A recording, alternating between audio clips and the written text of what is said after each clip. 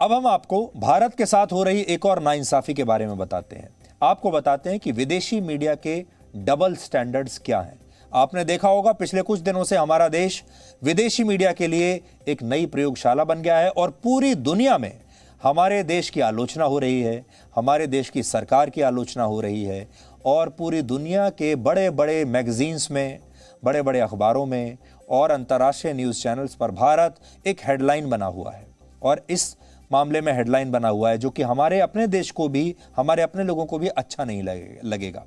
हमारे देश के अस्पताल, हमारे देश की शमशान घाट, जलती हुई चिताएं, लाशों की कतार और ऑक्सीजन के लिए इधर उधर भटकते मरीजों की तस्वीरें आजकल विदेशी अखबारों के पहले पन्ने पर छप रही हैं और कई न्यूज़ चैनल्स, अंतर्राष्ट्रीय न्यूज़ चैनल्स हमारे देश के अस्पतालों में ज़बरदस्ती घुसकर मरीजों का हाल दुनिया को बता रहे हैं और बता रहे हैं कि भारत की स्थिति कितनी खराब है, भारत कितना कमज़ोर है और भारत कैसे अब अपने घुटनों पर आ चुका है। ये मीडिया का कर्तव्य है कि वो इस तरह के संकट में भी पूरी कवरेज करे, सही बात लोगों तक बताए। हम जानते हैं, हम खुद मीडिया में हैं और किसी भी पत्रकार को ये करना भी चाहिए कि वो लोगों के सही हालात को बताए, लेकिन मापदंड एक जैसे होने चाहिए सबके लिए। विदेशी मीडिया कैसे इसकी आड़ में हमारे देश को बदनाम कर रहा है, आज आप सबके लिए ये समझने का दिन है। ये बात हम आपको पहले भी बताते रहे हैं। कई अंतर्राष्ट्रीय चैनल्स के रिपोर्टर्स आजकल इस समय भारत के अस्पतालों में आईसीयू वार्ड्स की स्थितियां अपने अपने चैनल्स पर दिखा रहे हैं। वो खुद वहां जाते हैं, जबरदस्ती आईसीयू वार्ड में घुस जाते हैं, वहां जाकर अपनी रिपोर्ट्स तैयार कर रहे हैं। कई बार छुपा हिडन कैमरे से वो तस्वीरें लेते हैं। लेकिन हमारा सवाल ये है कि जब इसी तरह के हालात अमेरिका में थे, जब इसी तरह के हालात ब्रिटेन में थे, यूरोप के बड़े बड़े देशों में सैकड़ों लोग हर रोज, हजारों लोग हर रोज मर रहे थे, तब इन सारे अंतर्राष्ट्रीय चैनलों की रिपोर्टिंग टीम वहां के अस्पतालों में कभी क्यों नहीं गई और क्यों तब इन्होंने अपने देश के आईसीयू वार्ड्स का हाल लोगों को नहीं बताया? उन वार्ड्स में जो लोग मर रहे थे उनके रिश्तेदारों से तब इन्होंने इंटरव्यूज क्यों नहीं किए? अपने देश में जब इनके यहाँ जो लोग मरते थे, उनके जब मास क्रिमेशंस होते थे, वहां पर इन रिपोर्टर्स ने वहां जाकर रिपोर्टिंग क्यों नहीं की? इसे आप दूसरे पॉइंट से समझिए। अमेरिका में जब 11 सितंबर 2001 को, जैसे आप 9/11 कहते हैं, वर्ल्ड ट्रेड सेंटर पर बड़ा आतंकवादी हमला हुआ था, तब अंतर्राष्ट्रीय मीडिया ने मृतकों की तस्वीर तक नहीं छापी थी। एक मृतक की तस्वीर आपको नहीं मिली तब अमेरिका में, जबकि 3000 लोग मरे थे। तब इनका मानना था कि इससे मृतकों के परिवारों को ठेस पहुंचेगी और यह उनकी गरिमा को भंग करेगा, इसलिए उन्होंने किसी की तस्वीर नहीं छापी, किसी कि मृत शरीर की तस्वीर नहीं छापी, उनका क्रेमेशन कहाँ हो रहा है, अंतिम संस्कार कहाँ हो रहा है, जो घायल थे उनका इलाज कहाँ हो रहा है, वो किस अस्पताल में हैं, उनके परिवार वाले कैसे दर दर भटक रहे हैं, रो रहे हैं, ये सब कुछ नहीं दिखाया। बस एक ये तस्वीर आपको मिलेगी जो आपकी स्क्रीन पर है, बस यही था। यही तर्क पश्चिमी मीडिया के कई अखबारों और न्यूज़ चैनल्स का तब था जब उनके देश में कोरोना वायरस से हर दिन हजारों लोग मर रहे थे। उस समय भी मरने वाले लोगों के अंतिम संस्कार की तस्वीरें अखबारों में बिल्कुल नहीं छापी गई। और इन देशों में यह भी एक परंपरा है कि वो अपने सैनिकों के शवों को भी कभी नहीं दिखाते। जब उनके सैनिक कहीं मारे जाते हैं किसी ऑपरेशन में, तब वो उनकी जो बॉडीज हैं उनकी तस्वीरें भी कभी नहीं दिखाते। लेकिन जब बात भारत की आई तो ये सारे अखबार और न्यूज़ चैनल गिद्ध की तरह हम पर टूट पड़े। भारत में जलती चिताओं की तस्वीरें इन अखबारों के पहले पन्ने पर छप रही हैं। कई अंतर्राष्ट्रीय मैगजीन्स के कवर पेज पर लाशों की तस्वीरों को प्रकाशित किया गया है। इसके अलावा हमारे देश में कोरोना से मरते लोगों को विदेशी मीडिया ने एक मजाक बनाकर रख दिया है और उसे वो बेचने की कोशिश कर रहे हैं। महत्वपूर्ण बात यह है कि पश्चिमी देशों ने हिंदू रीति रिवाजों में अंतिम संस्कार की क्रिया को एक कौतूहल के नजर से देखा है हमेशा से। हमारे हिंदू जो संस्कार हैं उन्हें वो बड़े कौतूहल की नजर से देखते हैं, उसमें एक मिस्ट्री देखते हैं। और खास तौर पर जैसे हमारे अंतिम संस्कार जैसी जो चीजें हैं वो कभी उनकी समझ में नहीं आई। उनके मन में हमेशा एक जिज्ञासा बनी रहती है और इसी जिज्ञासा को शांत करने के लिए भी अब पश्चिमी मीडिया इस तरह की तस्वीरें अपने दर्शकों को दिखा रहा है। यानी पश्चिमी मीडिया अपने लोगों की उत्सुकता को शांत करने के लिए जलती हुई चिताओं की तस्वीरें दिखाता है।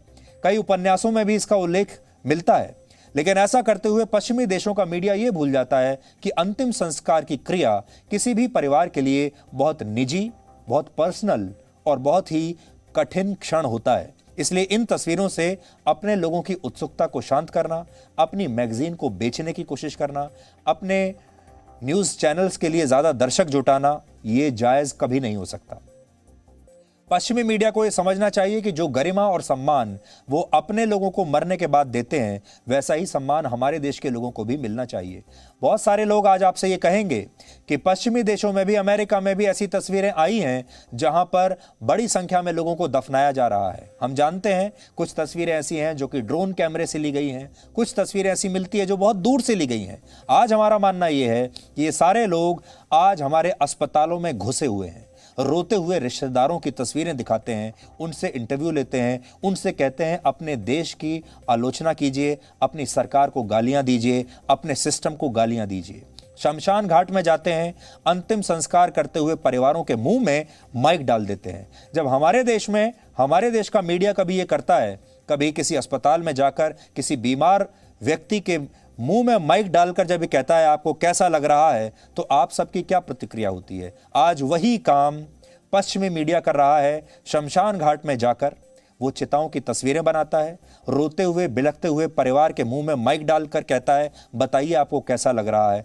यकीन मानिए ऐसे समय में कोई भी व्यक्ति क्या कहेगा, लेकिन इन्हीं लोगों ने कभी भी अपने देश के अस्पतालों में, आईसीयू में जाकर ऐसी रिपोर्टिंग नहीं की। अपने देश में जहां लोगों को दफनाया जा रहा है, वहां कभी इनका एक रिपोर्टर नजर नहीं आया। और अपने देशों के मामले में ये बिल्कुल अलग मापदंड अपनाते हैं। इस बात को आपको यहां समझना होगा, क्योंकि ये जो आपदा है ये राष्ट्रीय आपदा है। और जब तक आप एक देश के तौर पर, राष्ट्र के तौर पर, एक समाज के तौर पर भी एकजुट होकर नहीं खड़े होंगे, तो दुनिया की कोई सरकार, दुनिया का कोई नेता, दुनिया की कोई ताकत आपको बचा नहीं सकती। तो जब आप अपने देश की तुलना बाकी के देशों से करते हैं, आपने देखा होगा आजकल कहने वाले लोग तो बहुत कुछ कह रहे हैं, और हमारे देश का एक ऐसा वर्ग है जो पश्चिमी मीडिया में हमारे बारे में जो कुछ छप रहा है उसे देखकर तालियां बजाता है, उसे देखकर खुश होता है और कहता है कि देखिए पश्चिमी मीडिया हमारे बारे में क्या कह रहा है। जैसे कि उन्हें एक अजीब, एक सुख की अनुभूति हो रही हो। खास तौर पर हमारे देश के जो विपक्षी नेता हैं वो पश्चिमी मीडिया में हमारी आलोचना से बहुत खुश हो रहे हैं, प्रसन्न हो रहे हैं। और उनके जो समर्थन में लोग हैं वो सोशल मीडिया पर भी लिखते हैं, वैसे भी वो लोग भी बहुत खुश होते हैं।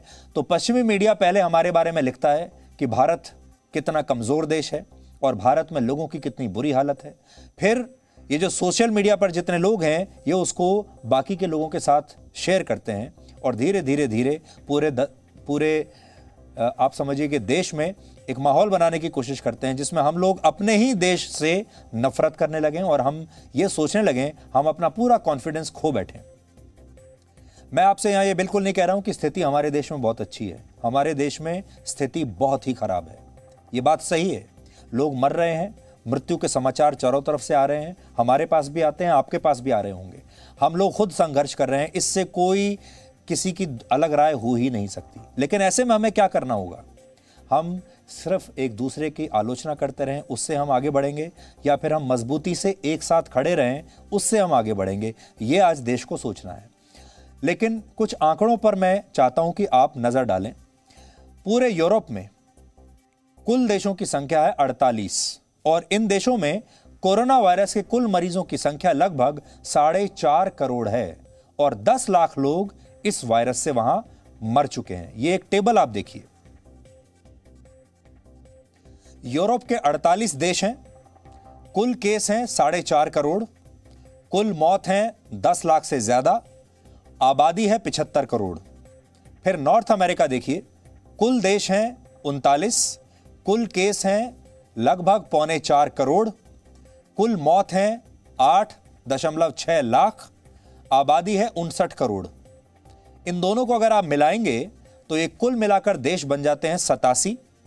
कुल केस इन 87 देशों में जो कुल कोरोना वायरस के केस हैं वो हैं 8.25 करोड़।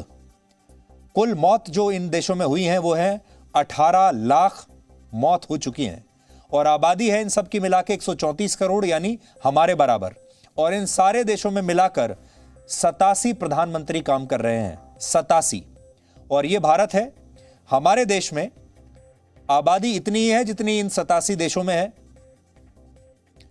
यानी 135 करोड़। हमारे यहां कुल केस हैं 2.25 करोड़, हमारे यहां कुल मौत हैं लगभग 2.5 लाख, और आबादी हमारी 135 करोड़ है, और हमारे यहां एक ही प्रधानमंत्री है, उसका नाम है नरेंद्र मोदी।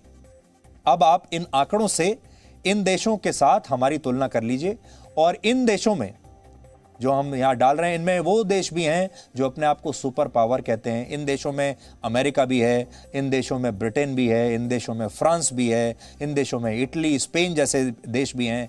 इन देशों में वो देश भी हैं जहां का वीजा लेने के लिए आप घंटों तक लाइन में लगने के लिए तैयार हैं, जहां पर जाने का, जहां बसने का आप सपना देखते हैं, जहां के सिटीजन बनने का आप कई बार सपना देखते हैं, जहां आप नौकरी करने के लिए जाना चाहते हैं। ये सारे वो देश हैं।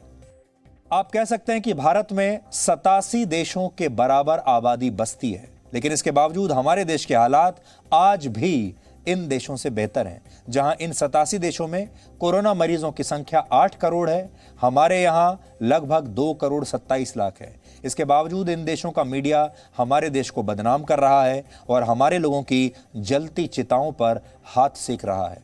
इसलिए आज जरूरी है कि आप अंतर्राष्ट्रीय मीडिया के इन डबल स्टैंडर्ड्स और उसके एजेंडे को समझें, और इसे आप इन आंकड़ों से भी समझ सकते हैं। एक आंकड़ा और देखिए, मृत्यु का आंकड़ा है ये, और बड़ा दुख होता है हमें ये आपको बताते हुए, लेकिन बताना पड़ रहा है, क्योंकि मृत्यु कहीं भी हो, चाहे भारत में हो चाहे अमेरिका में हो, हर एक व्यक्ति की जान कीमती है, ये नहीं होनी चाहिए।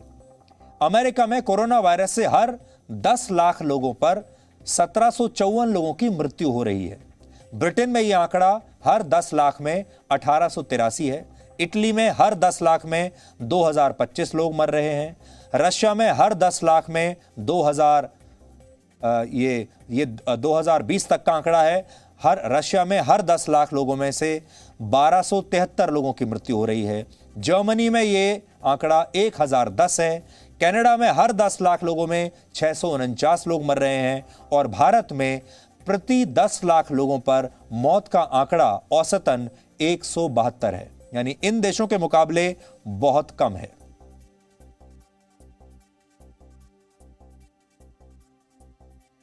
हमारा मानना है कि ये संख्या इससे भी कम होनी चाहिए। जो लोग मर रहे हैं, ये भी, इनकी भी जान बचाई जा सकती है और बचनी ही चाहिए। लोगों की जानें बचनी चाहिए, लेकिन महत्वपूर्ण ये है कि पश्चिमी देशों से बेहतर स्थिति भारत में आज भी है। इसके बावजूद ये देश हमारे लोगों की जलती चिताओं से अपनी उत्सुकता को शांत कर रहे हैं और हमारी भावनाओं से खेल रहे हैं, खिलवाड़ कर रहे हैं। Presenting B News app, available on Google Play and App Store. Download it now.